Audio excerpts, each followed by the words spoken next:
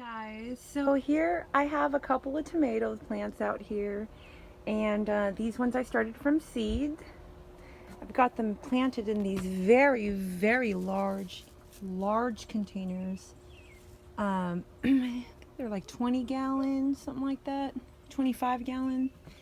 And I want to show you guys, because this one here is an indeterminate tomatoes.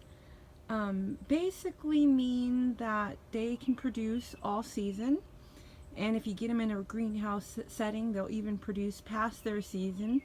But they kind of go crazy, and they can go anywhere between 6-7 feet, and the arms can just go crazy. And so I want to show you about pruning an indeterminate tomato plant.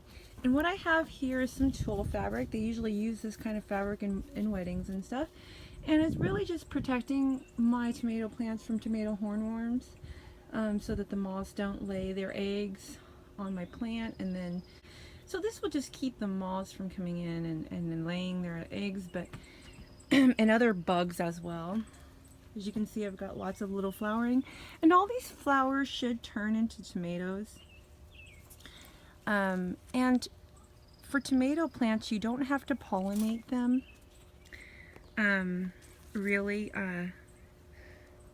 you just can just shake it, and it should pollinate itself, because they are both male and female. So if you can see right here, you see this little sprout coming in between the shoot, and you can see it coming in through the 90-degree angle. And one of these little tiny little shoots are going to turn into one of these big arms. And really, you don't want that, because the tomato plant is going to use all of its energy to produce this new arm and less energy producing fruit. So what you want to do is you want to pinch these off so they don't turn into these big, huge, long arms, and your tomato plant just goes crazy with these arms but has less fruit. So here's one that's kind of getting long here. See that? I'm going to go ahead and zoom in a little bit. There you go. And you can see that there's arms coming out here. And all I'm just going to do is just pinch them off. See that? All I did was pretty much just pinched it off.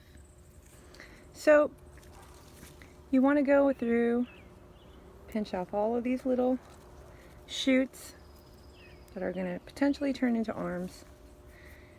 And then the tomato plant can use all of its energy on those actual fruits, these fruits, and producing more fruits and less arms. And you get more tomatoes, and you don't get a crazy plant that's producing all these arms all over the place, and it's just really hard to take care of. Now here's one right here that I actually let by accident, I wasn't paying attention. They can grow pretty fast, so let me try to get a zoom in on that. And you see, there we go. You can see that, but hold on, let me get this in focus. So here is one. You can see the arm is getting bigger now. And at this stage, you can actually go ahead and take this off, because this is not that big. If you can look at the cup of my hand, it's about finger length long. Okay, so I can go ahead and just kind of clip that out, and I can actually do that with my fingers too. So here's a better view before I pinch it off. I'm going to go ahead and pinch it off. It's about the length of my hand. There we go. There, got that off. And that will help the plant not produce that arm. Here's another one down here. I'm going to go ahead and pinch that one off. Here we go. And try to get as many as you can. Now, if they are a full long arm, you don't want to pinch it off, because then you can actually hurt the plant. Like, for example, at one point of time, now I'm going to go ahead. This arm right here was one of those little shoots, and I didn't get to it, and see right where you can see the L shape it grew into a long big arm, which is having more of its own shoots that are going to turn into long big arms if you don't pay attention. So you want to get all of these out so that they don't do that same thing that that one does. And at this point in time, you can't clip that because that would hurt the plant. So when it's a big long arm like that, you just got to let it go. But you can get the smaller shoots before they do that and try to monitor your plant as much as you can.